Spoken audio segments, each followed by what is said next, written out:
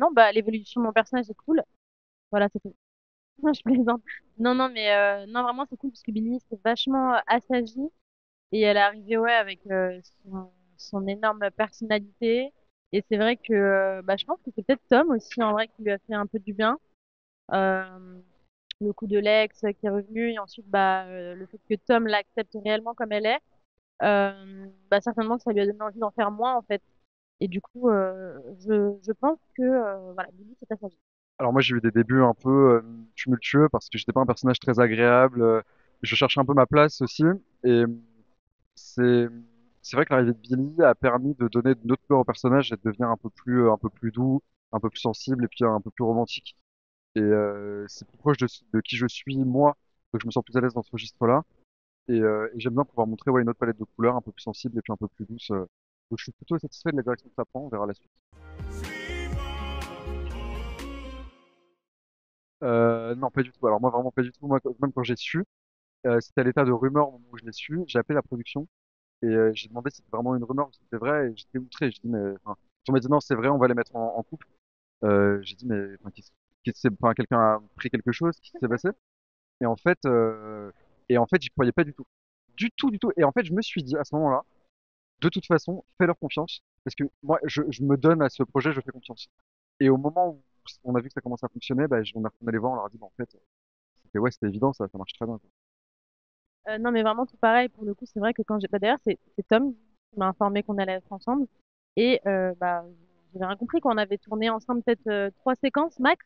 Et on comprenait vraiment pas pourquoi nos persos, quoi. Surtout que ça n'a rien à voir au niveau des caractères. Et, non, moi, je me suis dit, on fonce tout droit vers un mur, hein, ça ne fonctionnera jamais. Et au final, c'est vrai que, bah, grande surprise, ça match plutôt bien. Et je dis que c'est cool.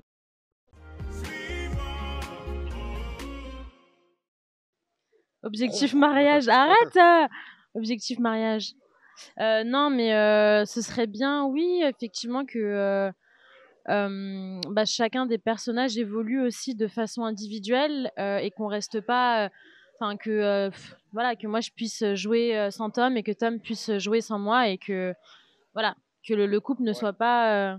En Vas-y, fait, complète, pour complète. poursuivre ce que tu es en train de dire, c'est vrai que notre histoire d'amour nous a un peu éloignés de nos milieux Ouais. respectifs et de nos cercles respectifs. Moi, je jouais beaucoup avec les gens de ma promo, donc Zoé qui joue Jasmine, Ambre, Claire et Cathy qui joue Deva. Et en fait, c'est des gens à qui je tourne beaucoup moins qu'avant. Et on se le dit souvent, on passe puis on se dit bon, on est tous un peu à nos histoires à droite à gauche avec des croisements de promos.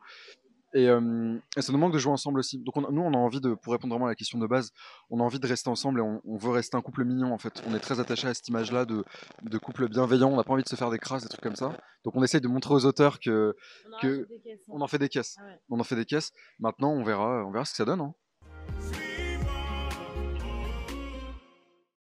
Non, pas du tout. Non, vraiment, c'était. Je le savais. Non, non, non, c'était vraiment le personnage qui était créé comme ça. Enfin, dès la fiche casting, hein, c'était bling bling. Vraiment, je me souviens du terme bling bling. Vas-y, Tom, je sens que tu veux dire quelque Parfois chose. sur les textes, on voit écrit il y a vraiment une séquence normale et au milieu de la séquence, il y a écrit bitch. Comme ça. Ouais. Et on se regarde, on se dit mais Oui, qu'est-ce qui s'est passé? des fois, c'est pas forcément. Enfin, c'est pas tout le temps évident de caler autant d'anglicismes, de sista, bitch, slay, tu dead ça. Donc non, ce n'est pas ma volonté. Par contre, c'est vrai que des fois, j'en rajoute un petit peu. Alors, la réaction des fans, c'est compliqué parce qu'on les voit surtout sur les réseaux, on les mesure difficilement dans la vraie vie. J'ai très peu regardé, moi, sur les réseaux, parce que je sais que les fans commentent la fiction et peu enfin, ce que disent les fans ne me touche pas personnellement. Donc, je sais que le personnage était un peu exécrable au début et que c'était un peu désagréable. Je m'attaquais un peu à tous les couples aussi, parce que j'allais draguer un peu à droite à gauche et tout ça, des filles en couple à chaque fois. Donc, évidemment, quand je me suis attaqué au couple Salomax, je me doutais bien que j'allais pas prendre que des compliments. Maintenant, bah, j'ai une immense distance avec ça et aujourd'hui, je vois en revanche que les gens viennent me voir en me disant ah mais on adore ton personnage maintenant parce que je me suis adouci donc bon mais il me dirait l'inverse en vrai ça serait pareil c'est-à-dire que il me dirait ton personnage est exécrable il en faut et moi ça me va très bien de jouer un personnage exécrable aussi c'est le jeu bah comme c'est comme Tessie en fait c'est-à-dire que on prend du plaisir aussi à jouer des rôles en fait, on s'autorise aussi des choses qu'on s'autoriserait pas forcément dans la vie. Moi, je sais que dans la vie, j'ai tendance, il y a des couleurs que j'ai plus facilement que d'autres. J'arrive facilement à être condescendant, j'arrive facilement à être un peu désinvolte ou voilà. Et ça, c'est des trucs qu'on s'autorise pas dans la vie. Donc là, j'y vais à fond. Voilà. Et je deviens exécrable. Tout sauf la SMR, si possible. Non, moi j'avais proposé dès le début, j'avais dit à la production, euh, en fait, je leur avais dit, s'il vous plaît, on retire la SMR et il devient influenceur normal. Maintenant qu'il est à l'institut, on peut juste. Voilà. Mais elle a dit non, mais t'inquiète pas, la SMR ça va sauter et l'influence aussi. Et ça m'allait très bien. Moi, le côté influenceur, ça m'allait. Je trouve ça dommage d'avoir retiré cette caractéristique au personnage parce que ça permettait vraiment justement de le caractériser. Mais la SMR, au secours, quoi. Mais tout le monde était d'accord pour ça. Mais même eux, je crois qu'ils le savent, hein, que c'était pas une idée de fou. Ils ont tenté. Mon intrigue préférée dans laquelle j'ai une séquence qui n'est pas dans cette intrigue mais qui y a quand même dans les épisodes, c'était l'intrigue du train. L'intrigue catastrophe de cette année. C'est celle que j'ai le plus aimé regarder en tout cas. J'ai trouvé ça vraiment sympa. Et j'avais bien aimé aussi le bal de fin d'année de l'année dernière. En fait, toutes les intrigues de fin d'année, les intrigues catastrophes, où ça s'effondre, etc., où le train... En fait, je trouve qu'on passe un step à chaque fois. C'est des épisodes sur lesquels on passe immensément plus de temps que les épisodes habituels. Et je trouve que ça se ressent vraiment Je veux dire, le rendu final est incroyable. Moi, j'ai bien aimé le départ de Mika. Mais le tout premier, enfin pas le mariage, vraiment quand la scène à l'aéroport, enfin voilà, c'est magnifique quoi. Et ça m'a fait très rire. Ah, il est chiant, il est chiant. Je peux plus le voir. Donc c'était très drôle, ça te va comme ça? Donc c'était très drôle la scène de Lucien et Catherine, vraiment à mourir de rire. Est-ce que tu vois de quelle scène je parle? Bien sûr que je vois ce que tu parles. Tu vois vraiment pas de quelle scène je parle.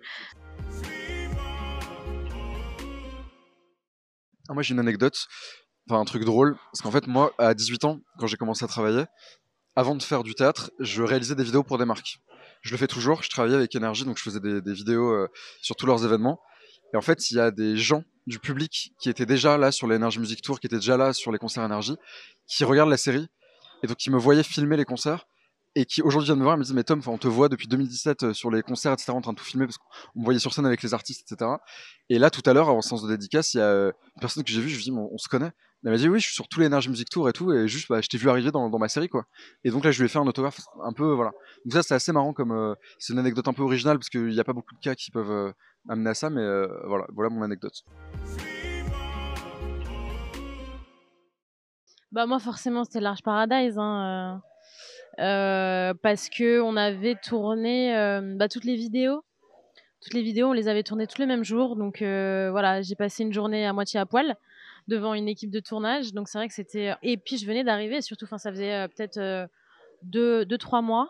Et donc voilà, il y avait déjà le truc, c'était tout nouveau déjà le tournage, parce que moi c'est mon premier rôle. Donc déjà la nouveauté du tournage et en plus du coup le défi vraiment d'être à l'aise, en tout cas de paraître à l'aise en sous-vêtements devant autant de personnes, c'était un gros challenge. Moi, j'ai deux séquences qui me viennent en tête. Une séquence où j'ai dû jouer bourré face au nouveau qui venait d'arriver, et parce que j'ai jamais bu moi, donc j'ai jamais été bourré, donc j'avais jamais, je savais pas ce que ça faisait, et c'était compliqué de me dire. J'avais un monologue vraiment qui faisait 3 pages où je les prenais à partie un par un, et je me disais wow, wow, wow. Il y avait des nouveaux que je connaissais pas encore et tout, et je me suis dit ok, je vais devoir être bourré, tenir le truc bourré. Et l'autre séquence c'était avec Tessier, une séquence plus récente où il me fait monter sur un cajot et il m'humilie, il me dit mais de toi qu'est-ce que t'as réussi ici, qu'est-ce que tu fais là en fait. Et j'avais un peu peur que l'émotion soit pas transmise correctement, que sur le moment ça vienne pas. Et au final, au final, on m'en a beaucoup parlé. Je ne l'ai pas vu.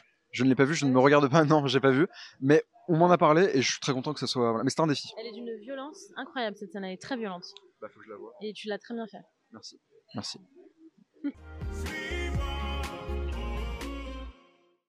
Aucun. Non, vraiment. Moi, je fais de la bolognaise maison, mais à ma façon. Je fais des fajitas.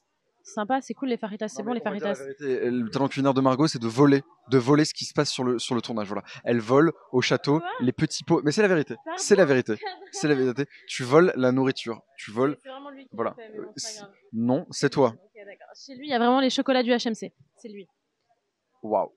C'est une vraie info. J'ai volé des chocolats. Bah ouais. Et qui va faire quoi ici? Qui va faire quoi en fait? On vole. Qui va faire quoi? On ne sait pas se nourrir. Voilà. Bah, pas pour le moment. Voilà, tout simplement. Allez, bye. J'ai fait des castings récemment, donc j'attends des retours, on va voir.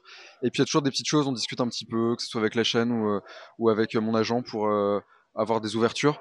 Mais moi j'ai décidé aussi de me consacrer à plein temps à ITC, le temps qu'ITC dure. C'est une parenthèse de vie qui n'est pas infinie. Et après on verra, on se remettra vraiment au charbon quand ce sera terminé.